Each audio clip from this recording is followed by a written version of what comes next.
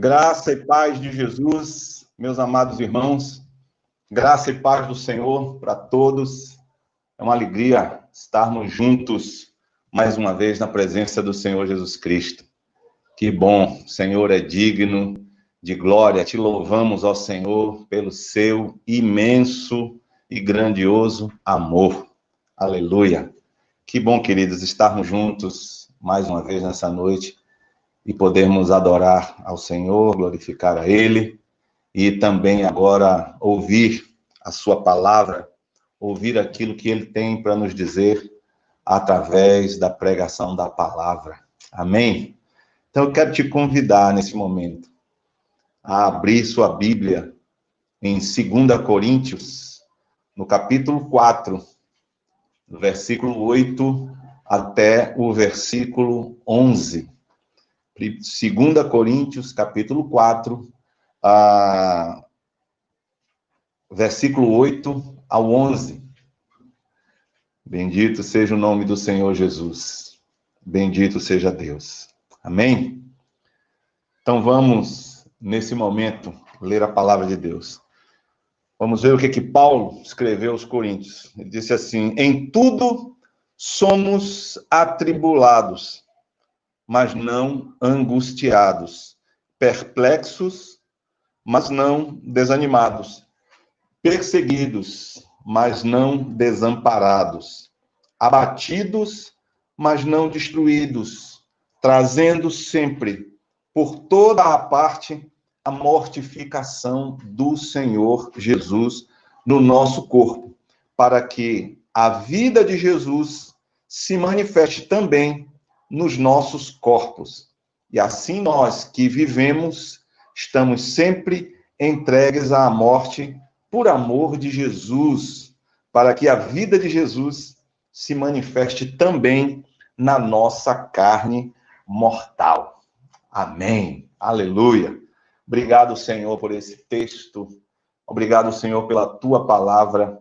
Te bendizemos, amado e querido Pai, porque cremos na presença do Senhor entre nós, na presença do Teu Espírito Santo entre nós, na presença de Jesus entre nós, Senhor. E oramos para que o Senhor venha falar ao nosso coração nessa noite, através da pregação, da ministração da Tua palavra, assim como o Senhor tem falado através dos cânticos, dos louvores e da ministração de Lucas, Senhor, nessa noite. Obrigado, Pai, por tudo, te bendizemos, te glorificamos em Cristo Jesus. Amém. Amém. Aleluia. Louvado seja Deus. Em tudo somos atribulados, mas não angustiados, perplexos, mas não desanimados, perseguidos, mas não desamparados, abatidos, mas não destruídos. Louvado seja Deus. Queridos, eu estava meditando essa semana e orando e pedindo ao Senhor que ministrasse ao meu coração uma palavra para que eu pudesse repartir com os irmãos e para que também o meu coração pudesse estar consolado e encorajado a viver nesses dias que estamos vivendo, passar por esses dias que estamos vivendo, dias difíceis, né? A gente sabe disso.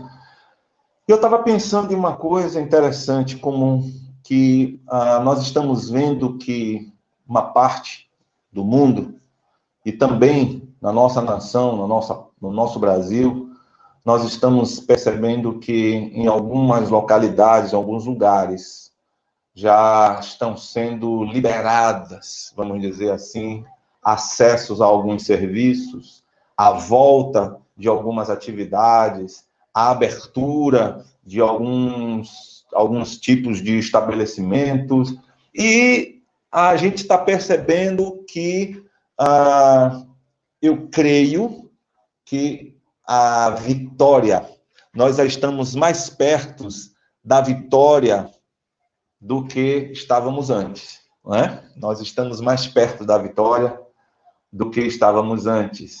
Louvado seja o nome do Senhor por isso. E eu estava meditando justamente, eu me lembrei de uma época, na época em que eu era mais novo, mais jovem, né? E eu jogava basquete. Eu era fominha de basquete. Eu jogava basquete segunda terça, quarta, quinta, na minha juventude. Depois que eu me converti, eu parei um pouco mais de jogar, né? Diminuir um pouco a carga, e que eu casei também, e aí eu parei de diminuir um pouco a carga. Mas uma certa vez, eu estava, inclusive, disputando um campeonato no Sesc, e eu tive uma entorse, né? Eu torci o tornozelo. Eu torci o tornozelo e não pude nem jogar a final do campeonato, né? Inclusive, o pessoal até suspendeu, né? Para que eu pudesse depois participar. Foi uma solidariedade da galera, né? Ali no Sesc, lá no Aquidauana. E aí, o que aconteceu? Eu tive que ficar aproximadamente uma semana com o tornozelo imobilizado. E com esse tornozelo imobilizado, eu tive que fazer fisioterapia, eu tive que fazer de algumas coisas, algumas atividades, para que eu pudesse me recuperar. Mas o que eu queria chamar a sua atenção nessa noite é porque, no momento em que eu fui liberado, em que eu já estava, vamos dizer assim, curado, eu tinha que voltar a jogar. E aí, bate aquele medo de saltar, batia aquele medo de correr, batia aquele medo de saltar, batia aquele medo de pular, batia aquele medo que no futebol, quem joga bola sabe, a gente chama de pipocar. Eu pipocava a certas horas, porque eu tinha medo de me machucar novamente. Eu tinha medo de que eu me machucasse e de que novamente eu tivesse que ficar, até ter uma lesão mais grave no meu tornozelo. E eu estava pensando nisso, como isso muitas vezes acontece, a volta de um trauma, a volta de uma situação traumática, como ela é difícil, como ela muitas vezes causa medo, causa ansiedade, causa temor, causa medo de se retraumatizar. E aí eu estava pensando justamente, comparando essa situação a esse momento que nós estamos vivendo. Nós estamos, vamos dizer assim, no curso de voltar às nossas atividades. No curso de voltar, principalmente para aqueles, né, que pararam, porque para alguns a atividade continuou e talvez tenha até aumentado a carga de trabalho. Mas para muita gente, essa volta, vamos dizer assim, ao normal ou ao novo normal, ela muitas vezes é difícil. Ela se torna difícil.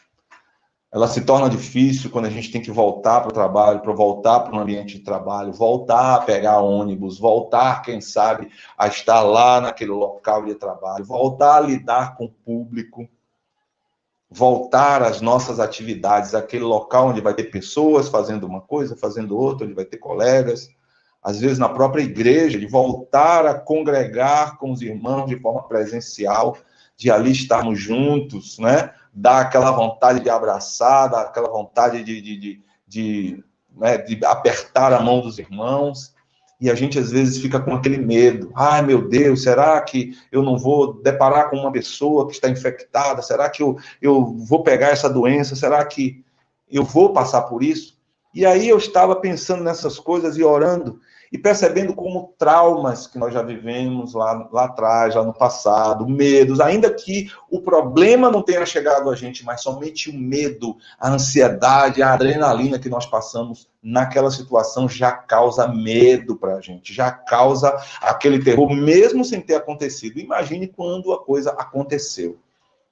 Às vezes, por conta de problemas, de traumas, de situações que nós vivemos ou imaginamos viver, às vezes a gente fica preso, a gente fica refém do medo, refém da ansiedade, refém de todo aquele temor, e isso muitas vezes nos paralisa. E aí eu estava pensando justamente na vida do apóstolo Paulo. E eu gostaria de meditar com você agora em vários textos, e queria pedir que você abrisse sua Bíblia em Atos dos Apóstolos, para a gente meditar em vários textos aqui da palavra, em Atos.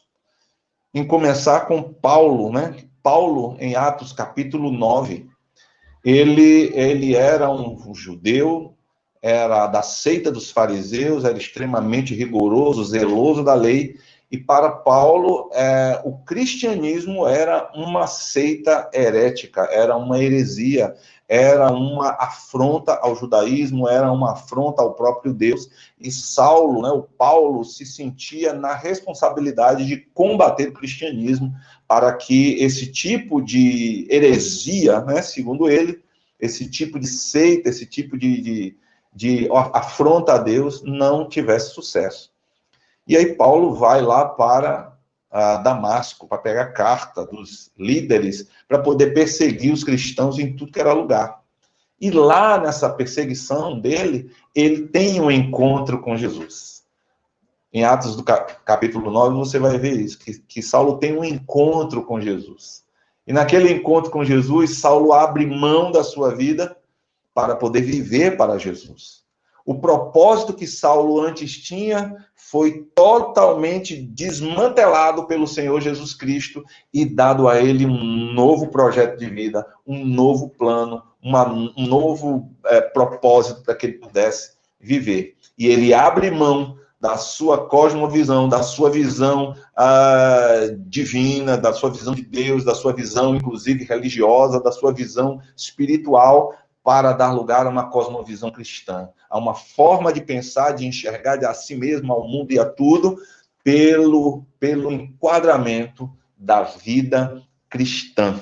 E aí acontece que Paulo agora, ele passa de ser um perseguidor do evangelho para ser o quê?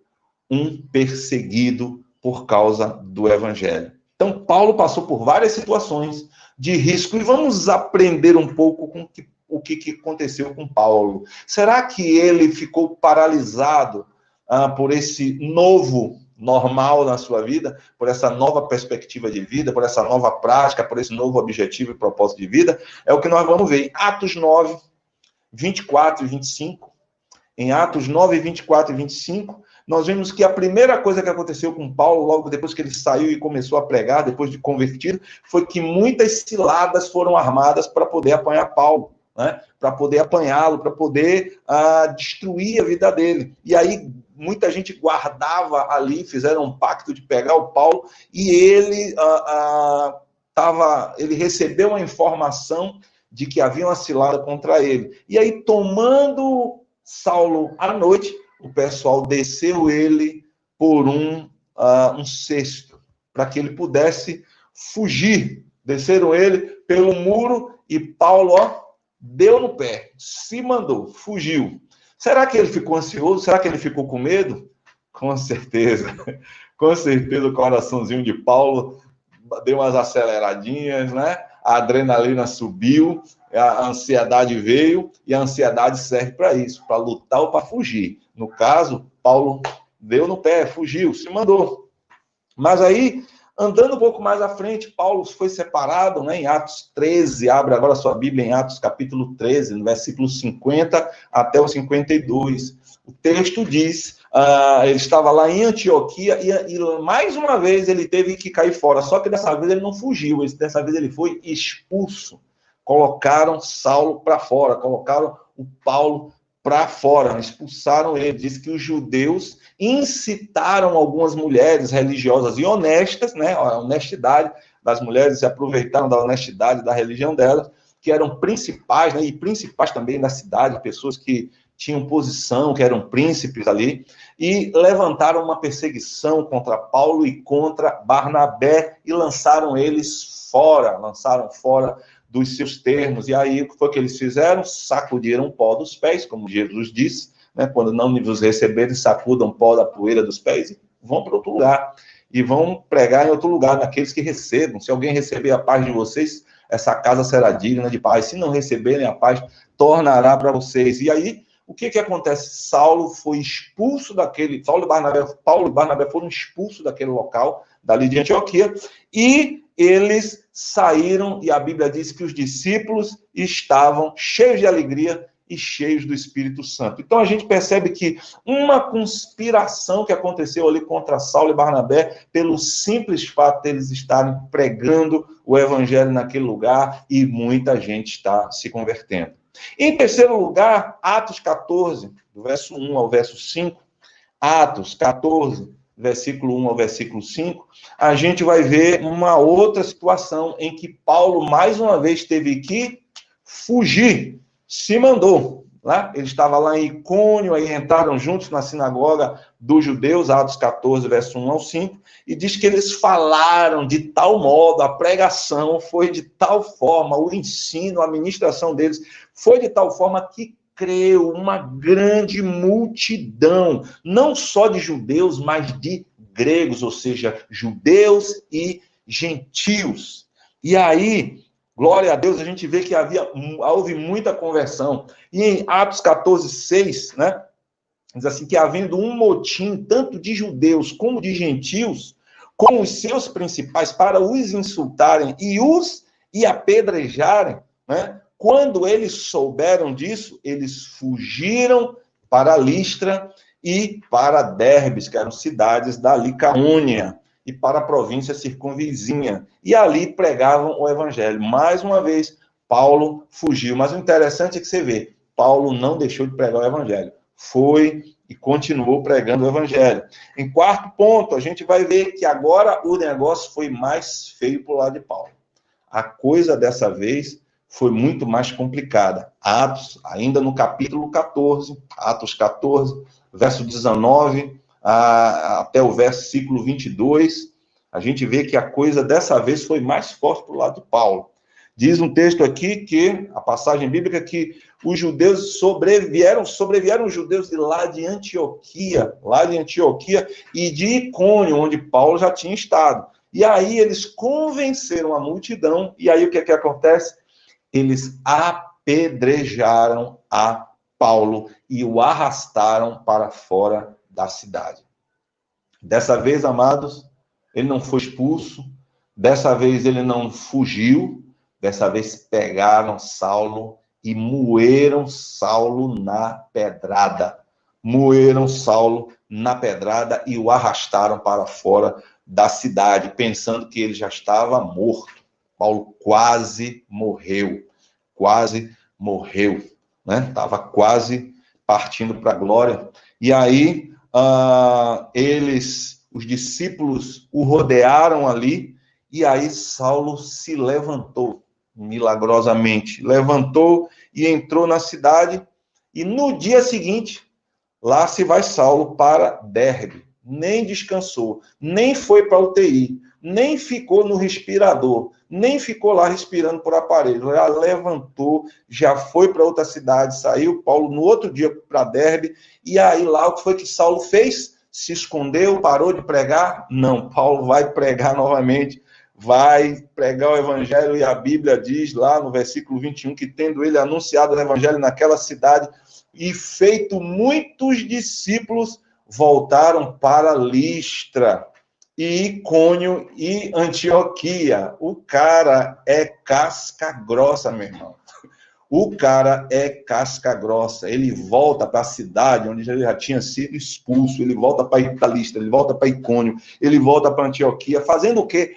Confirmando o ânimo dos discípulos, exortando-os a permanecer na fé, a crer, a continuar na fé, e dizendo, pois, que por muitas tribulações nos importa entrar no reino de Deus. Glória a Deus. Esse é homem de coragem. Esse é homem de fé. Esse é homem que não fica parado. Aí lá se vai Saulo agora para a Macedônia. Atos capítulo 16. As regiões, ali a região da Macedônia, onde está lá Colossos, Tessalônica, se eu não me engano, acho que Filipos também, se eu não me engano, está nessa área aí da Tessalônica, né? Ou na área da Macedônia, né? E aí Atos 16, versículo 22 e 24, Atos 16, 22 e 24, a gente vê aqui o que diz, dizia, a multidão se levantou unida contra eles, E os magistrados, rasgando-lhes as vestes, mandaram açoitá-los com varas. E, havendo-lhes dado muitos açoites, os lançaram na prisão, mandando ao carcereiro que os guardasse com segurança, o qual, tendo recebido tal ordem, os lançou no cárcere interior, no lugar lá embaixo, né? E lhes segurou os pés no tronco. Paulo estava lá em Filipos, agora preso, né? Depois de ter levado vários açoites. Se lembra que Paulo uma vez disse, eu já levei, seu nome, quantas foram? Acho que 4 quarentenas de açoites, menos um, né? Ele levou muitos açoites. E aí ele está lá preso. E por que Paulo estava preso? Porque ele expulsou o demônio de uma mulher que tinha um espírito de adivinhação. Ela ficava adivinhando as coisas e dava, ela era uma escrava, era uma serva, dava muito lucro para os seus senhores. E quando os senhores daquela mulher viram que o seu lucro tinha terminado, porque Paulo acabou com a festa do capeta e a festa deles na vida daquela mulher, libertou ela daquele demônio, acabou para eles o lucro. E aí, meus amados, Paulo foi perseguido por conta disso. E eles incitaram a multidão e começaram os ourives, né? Um ourive chamado Demétrio foi lá e chamou os outros. Olha, se esse negócio dessa pregação, desse evangelho que esse cara está trazendo para cá, vingar, o negócio está crescendo, o negócio está aumentando, tem muita gente crendo. Vão deixar de adorar a deusa, a nossa deusa, que é a Diana dos Efésios, né? A Ártemis. Vão deixar de adorar. E nós vamos perder o lucro, nós vamos perder o negócio. Nós já fomos aí, tomamos um baque agora, porque o evangelho, esse Paulo, deu um lockdown no capeta que estava na nossa serva, e agora acabou. A serva agora não adivinha mais nada. Agora ela é serva do Senhor Jesus Cristo, é discípula de Jesus. E acabou o lucro. E Paulo foi preso. Paulo foi preso por conta disso, porque estava anunciando o evangelho. Mas a gente sabe que nem ali na prisão Paulo parava, né? Ele cantou, ele junto com Silas, veio um terremoto, soltou as cadeias, né? Os irmãos conhecem, depois leiam, hein? Quem não conhece ainda leia, que aquelas prisões dele foram soltas, e ele ainda pregou o evangelho para o carcereiro, e aquele carcereiro que provavelmente tinha dado, quem sabe, uns açoites em Paulo, né? Quem sabe, agora estava lavando as feridas de Paulo, recebeu ele na casa dele. Paulo disse, é quando Paulo diz aquela palavra, crê no Senhor Jesus Cristo e serás salvo, tu e a tua casa. E aquele carcereiro crê, ele vai para casa e ali toda a sua família ouve o evangelho. Paulo prega o evangelho para toda aquela família e todos receberam Jesus, foram salvos, foram batizados ali por Paulo, e depois no outro dia Paulo foi solto. Louvado seja o nome de Jesus. Paulo não parou. E aí, será que dessa vez Paulo parava? Não, não dá como parar. 6º ponto aí é que Paulo foi perseguido pelos judeus de Tessalônica, uma região também lá da Macedônia. Por quê? Porque ele pregou lá em Bereia. Ele pregou na Tessalônica. Por isso que tem a epístola, as 2 epístolas de Paulo aos Tessalonicenses, prega na Tessalônica, muita gente se converte. Aí os judeus, com inveja, vai atrás de Paulo. Paulo saiu da Tessalônica, foi para Bereia, foi pregar em Bereia, chegar lá os crentes bereanos, né? Com avidez receberam a palavra de Deus. Eles não foram, os bereanos não são mais nobres do que os de Tessalônica, porque eles examinavam a palavra, não. Eles foram mais nobres porque eles receberam o reino com avidez. Eles estavam, eu quero muito esse evangelho. E aí, essa avidez dele é que levou eles a examinarem a palavra. Não é o contrário, não, né? Então, eles ali examinaram com muita a palavra, com muita vontade, porque estavam ávidos para conhecer o Senhor e queriam conhecer mais. É assim que acontece toda vez quando alguém se converte verdadeiramente, que quer conhecer o Senhor, que ama o Senhor, ele tem avidez pela palavra, ele quer conhecer a palavra, ele quer estudar a palavra, ele quer saber qual é a vontade de Deus, ele quer conhecer o Deus a quem ele deu uma resposta de fé. E aí lá, Paulo foi perseguido em Bereia pelos crentes da Tessalônica, em Atos 17, verso 13, Atos 17, 13, diz, mas logo que os judeus de Tessalônica souberam que a palavra de Deus também era anunciada por Paulo em Bereia, foram lá e excitaram as multidões. Aí Paulo faz o quê? Foge mais uma vez, desses judeus que queriam a sua morte. Aí, Paulo quietou, não? Não quietou, não. Paulo foi para Éfeso. Atos 19, versículo 23 e 24. E aí diz assim, Atos 19, 23 e 24, diz, e naquele mesmo tempo houve um não pequeno alvoroço acerca do caminho, porque um certo ourives da prata, por nome Demétrio, Demétrio foi em Éfeso, eu falei que foi em Filipos, não, foi em Éfeso, eu troquei as bolas aí. O que aconteceu? Demétrio, que fazia prata, nichos da deusa Diana, dava não pouco lucro aos artífices, né? Paulo, eu confundi as bolas aí. Então foi Demétrio, foi lá em Éfeso. E aí eles levantam essa perseguição justamente com medo de ficarem sem o dinheiro, sem a grana, né, da Diana, dos Efésios, sem essa deusa, sem vender os ídolos, sem vender as miniaturas do templo de Diana, dos Efésios. E aí eles ficaram tão agoniados com isso, disse, vamos perder nosso lucro, a gente tem que fazer alguma coisa. E o que eles fizeram foi justamente incitar as multidões para que Paulo se calasse e não pregasse mais o evangelho. E Paulo estava ali pregando o evangelho. Paulo não correu da guerra. E por último, meus amados, para a gente poder passar para uma outra parte, lá em Atos, capítulo 21, versículo 10 ao 14, a gente vê o seguinte, que Paulo agora estava prestes a ir para Jerusalém. Paulo estava prestes a ir para Jerusalém. E lá em Jerusalém, o que acontece? Diz aqui o texto, Atos 21, verso 10 ao 14, diz assim, que ele estava lá se demorando por muito tempo. E aí chegou um profeta, chamado Ágabo. E Ágabo viu um cinto, uma cinta, e essa cinta era de Paulo, ele não sabia de quem era, ele pegou aquela cinta e se amarrou todo com ela, e ele profetizou dizendo, olha, isso aqui vai acontecer com o dono desta cinta. E como todos sabiam que a cinta era de Paulo, eles começaram a falar com Paulo, e aí disseram para Paulo, não, Paulo, não vai para lá, se você for para lá, vão te prender, vão acabar com você, Paulo não vai, tentaram de toda forma persuadir Paulo, para Paulo não ir para Jerusalém, sabendo que ele provavelmente ia ser preso, né? E aí, o que a palavra de Deus diz lá em Atos 21, verso 13?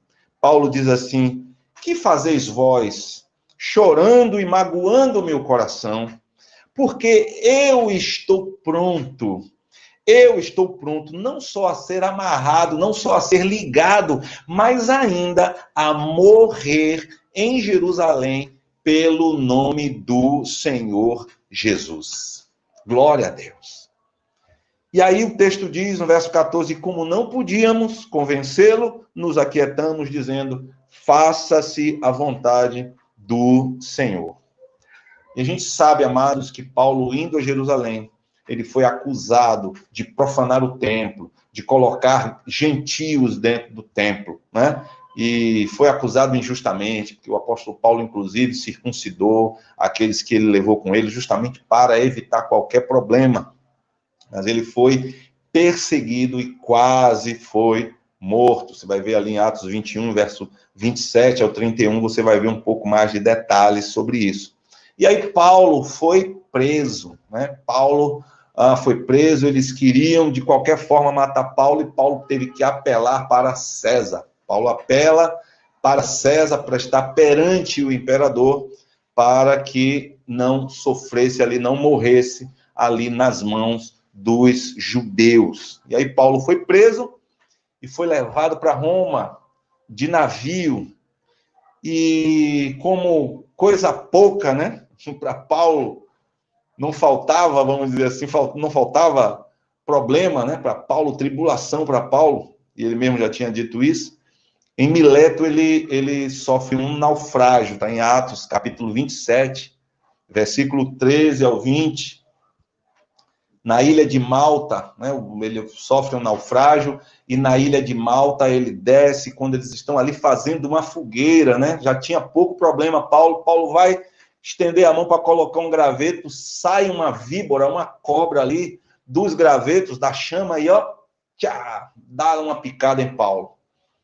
Paulo aí sacudiu, botou a mão assim no fogo, sacudiu a cobra lá, tacou ela no fogo, né? Fogo nela, fogo na cobra, fogo na serpente, né? E aí acontece que todo mundo fica esperando Paulo morrer, e Paulo não morre. Paulo, ameaçado de morte, vai preso, sofre um naufrágio enquanto estava indo lá para estar de frente com o imperador, sofre um naufrágio, e aí é picado por uma cobra. E o Senhor guarda a vida de Paulo, como está escrito em Marcos 16. Pegarão as serpentes, né? Beberão coisas mortíferas e não lhes causará dano algum. Pegarão nas serpentes e elas não lhe causarão dano, não morrerão, né? Pisarão serpentes, escorpiões, pegarão serpentes, escorpiões, nada lhe causará dano. Se beberem alguma coisa mortífera também, zero bala, tá tranquilo. E aí, Paulo ali, naquele local, anuncia Cristo. O Senhor fala com ele, até mesmo quando ele estava antes de naufragar, que ninguém ia morrer, todo mundo ia se salvar, e assim o Senhor cumpre a palavra. E lá na ilha de Malta, ele vai visitar um homem que estava enfermo com disenteria, e ele ora pelo sujeito, repreende a enfermidade no nome de Jesus, aquele homem é curado, daqui a pouco o povo começou a trazer da ilha um monte de doente. Paulo, em nome de Jesus, saiu curando a todos. Paulo não parava o seu trabalho ali. Louvado seja o nome de Jesus. Amados, o que a gente percebe aí da vida de Paulo em todas estas coisas, né? Que ele prega o evangelho, ele não fica refém do medo, ele não se torna refém da perseguição, ele não se torna refém das ameaças de morte. Paulo continua fazendo, cumprindo o propósito para o qual ele foi chamado. Paulo fez algumas coisas e nos ensinou algumas coisas que eu gostaria de compartilhar com os irmãos, para que a gente possa meditar nisso e começar também, desde já, a nos prepararmos para voltarmos para a nossa vida. Quem sabe a sua empresa vai chamar você para voltar a trabalhar daqui a um tempo, as coisas vão começar a funcionar daqui a um tempo, eu creio que nós já estamos mais perto do que longe disso tudo, e às vezes isso nos paralisa, o medo de contrair uma enfermidade, o medo de pegar o Covid, o medo de ser contaminado, o medo de morrer, o medo de tantas e tantas coisas que a gente muitas vezes tem, mas que a vida vai seguir, vai continuar, e nós precisamos estar firmes e fortes, meus amados, com cautela sempre, claro, tomando todos os cuidados. Nós precisamos ter coragem para voltar à vida, para não sermos refém de todas essas coisas. E aí eu queria compartilhar com vocês algumas coisas interessantes. Primeira delas, nós precisamos aprender a manter o foco, amados, no presente. Manter o foco no presente. E Paulo nos ensinou isso. Filipenses capítulo 3, do verso 13 ao 16.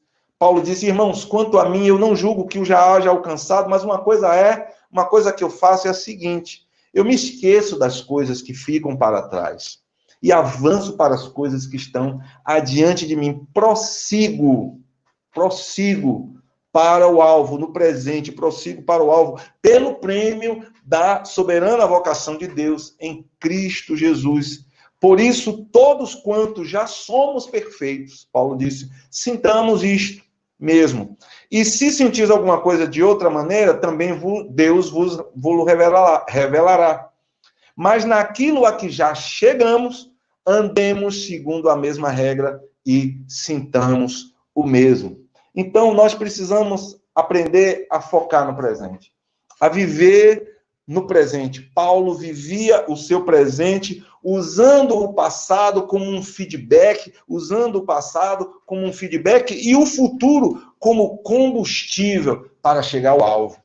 O futuro como um alvo a ser conquistado, mas você não chega no futuro indo direto para o futuro. Você chega no futuro vivendo o presente a cada dia, vivendo o seu presente. O que eu preciso fazer para chegar lá, eu vou fazer é no hoje.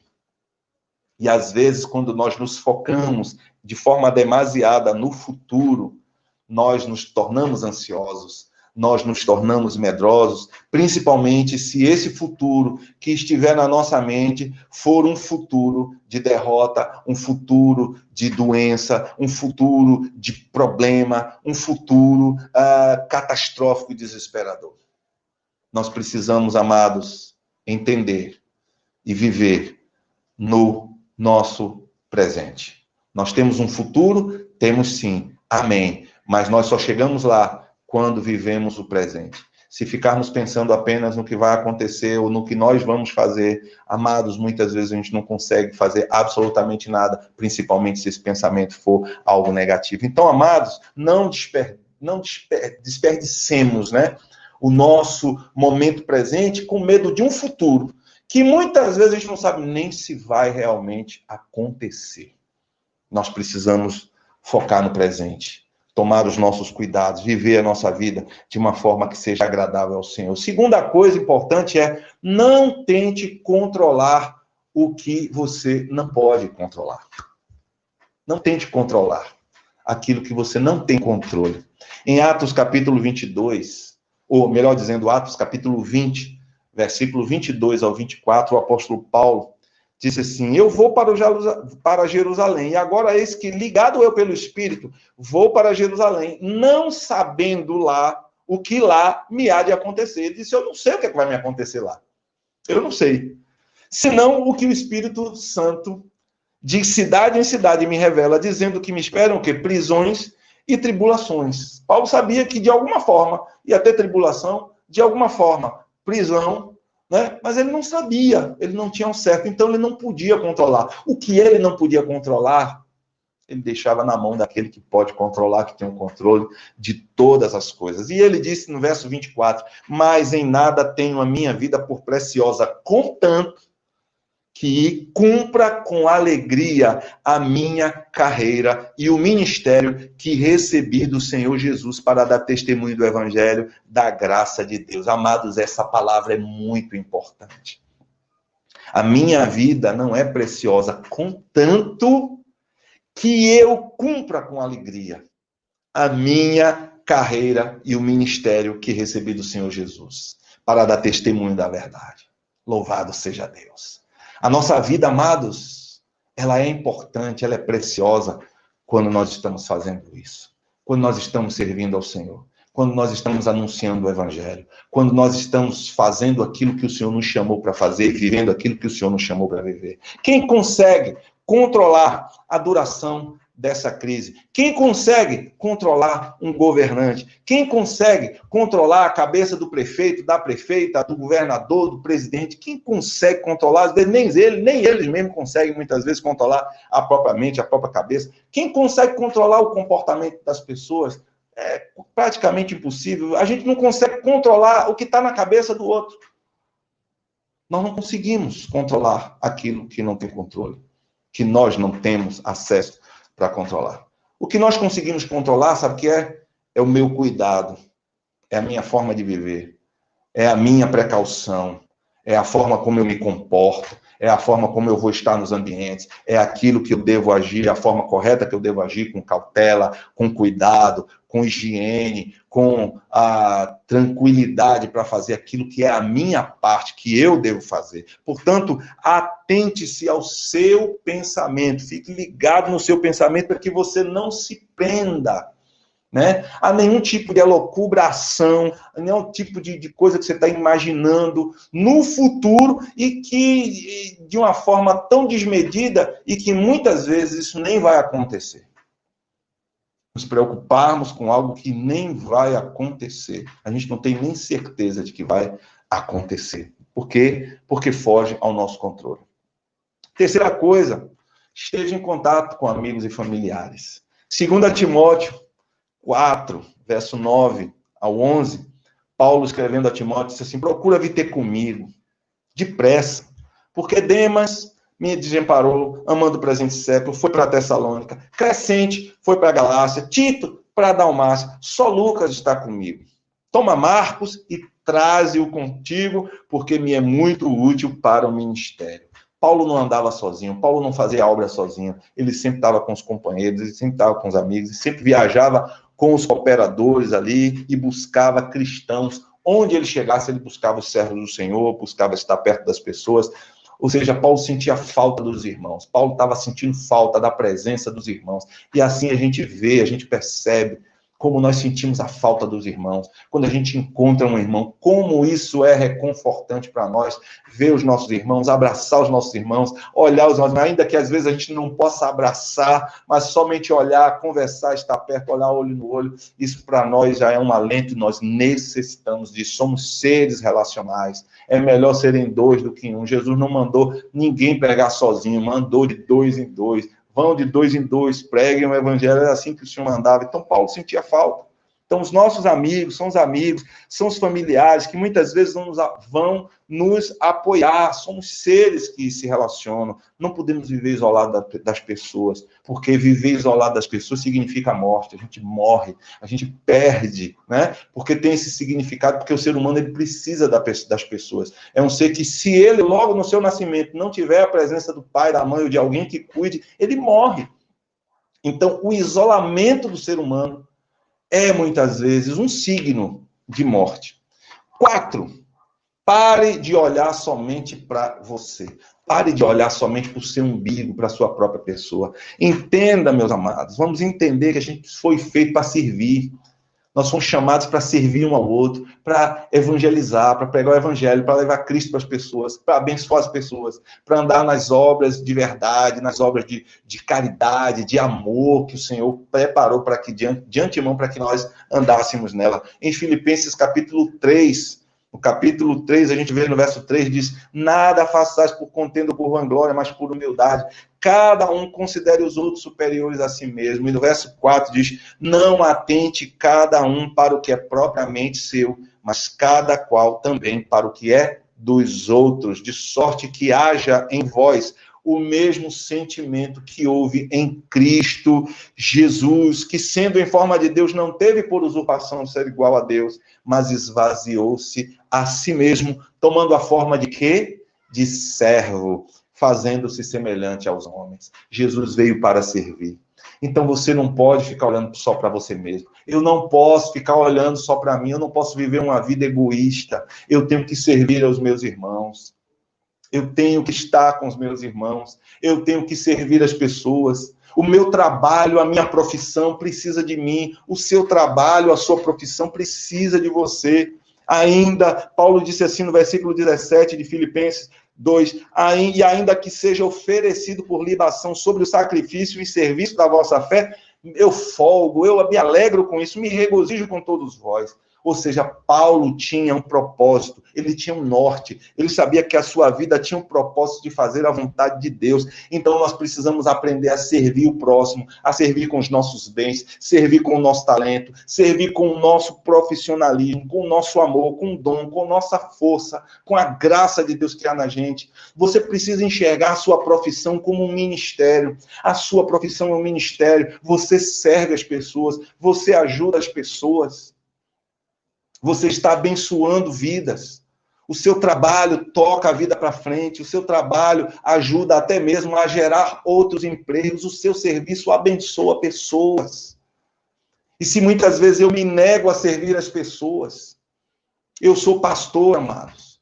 Eu procuro realmente me cuidar, eu procuro me preservar, mas eu preciso muitas vezes sair da minha casa e visitar pessoas. Eu preciso muitas vezes sentar com irmãos, ir na casa de irmãos, receber pessoas na minha casa. Eu preciso fazer isso. Sabe por quê? Porque esse foi o ministério que o Senhor me deu, para eu ajudar as pessoas. E na minha profissão, o Senhor também me deu um ministério, que é ser bênção para as pessoas, para ajudá-las nas suas dificuldades psicológicas também, nas suas dificuldades, no seu coração, na sua forma de pensar. E eu preciso fazer isso. Eu tenho que me cuidar. eu tenho que me precaver, mas eu não posso me negar de fazer aquilo para o qual eu fui chamado. Eu fui chamado para ser um discípulo de Jesus, eu fui chamado para ser um ministro do Evangelho, e eu preciso fazer isso, eu preciso cuidar das pessoas, eu preciso estar com as pessoas, eu preciso muitas vezes ouvi-las, chorar com elas, rir com elas, orar por elas, em nome de Jesus. E você também, amado, seja na sua vida, na igreja, seja no seu serviço, mas no seu trabalho também, no que você faz. Você precisa entender que o seu trabalho também é um ministério. O seu trabalho não é só um ministério quando você chega antes de trabalhar, reúne com os funcionários, reúne com os colegas e faz uma oração, não. Todo o seu trabalho é um ministério diante do Senhor. Entenda isso. Glória a Deus. Sirva ao próximo. Não olhe só para você. Olhe para os outros. Às vezes, nós nos superestimamos e não olhamos para a necessidade do próximo. Ficamos preocupados somente com a gente mesmo, ficamos preocupados só com a gente e a gente não serve. Então, faça o bem, abençoe, não fique somente esperando que o outro venha te servir, vai e sirva. E por último, encha a sua mente. Vamos encher a mente com coisas confiáveis, com coisas honestas, com coisas verdadeiras, com coisas boas. Nós estamos vivendo na era do fake news, estamos vivendo na era das notícias falsas, das notícias catastróficas, dos profetas do caos, das conspirações e tudo mais. Mas vamos encher a nossa mente com aquilo que é bom. Filipenses 4:8. Nós lemos isso na semana passada, na nossa ceia, Filipenses 4:8. Quanto ao mais, meus amados irmãos, tudo que é verdadeiro, tudo que é honesto, tudo que é justo, tudo que é puro, tudo que é amável, tudo que é de boa fama, se há alguma virtude, se há algum louvor, nisso pensai. Pensamentos, crenças geram sentimentos. Pensamentos geram sentimentos, geram emoções. Na forma que eu penso, no que eu penso, como eu penso, isso vai gerar uma emoção no meu coração. Seja ela agradável, seja ela desagradável. Nós precisamos encher a nossa mente com aquilo que é bom. Nós devemos nos cuidar e devemos cuidar da nossa mente principalmente.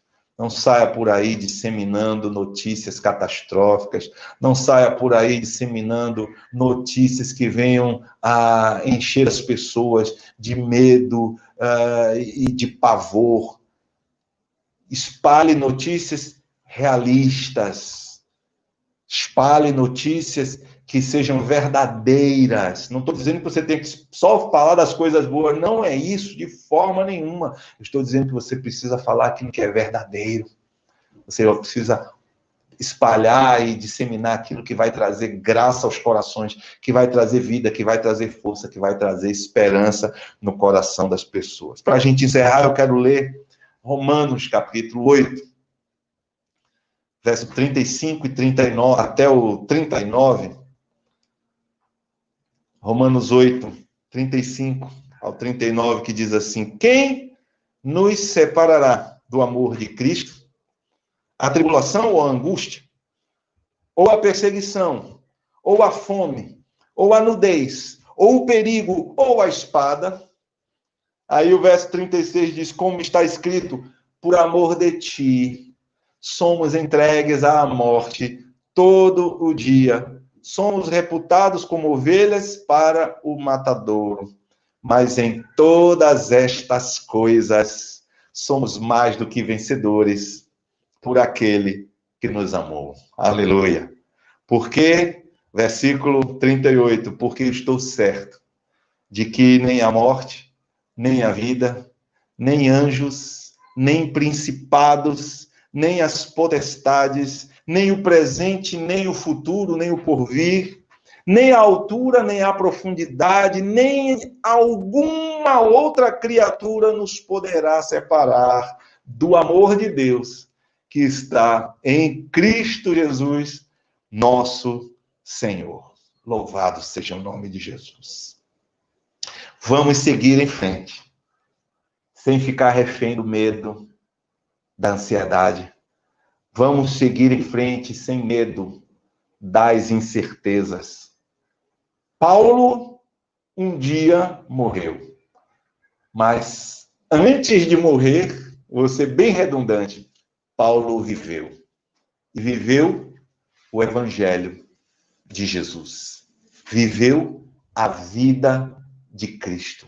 Viveu o ministério que Deus o havia chamado para desempenhar. Paulo morreu vivendo a vida de Cristo. Viva a vida de Cristo. Vivamos a vida de Cristo com cautela, com precaução, com cuidado, mas não vivendo refém dos medos, de um futuro que é incerto, mas vivamos o presente de forma cautelosa, de forma cuidadosa, mas cheio de coragem, de motivação, de perseverança para fazer a vontade de Deus, para desempenhar o ministério que o Senhor nos deu, seja em que lugar for, em qual profissão seja, para a honra e glória do Senhor. Amém? Vamos orar ao Senhor. Coloca o teu coração, coloca os teus temores, as tuas incertezas nas mãos daquele que vive e reina, nas mãos daquele que controla todas as coisas em Cristo Jesus. Pai amado,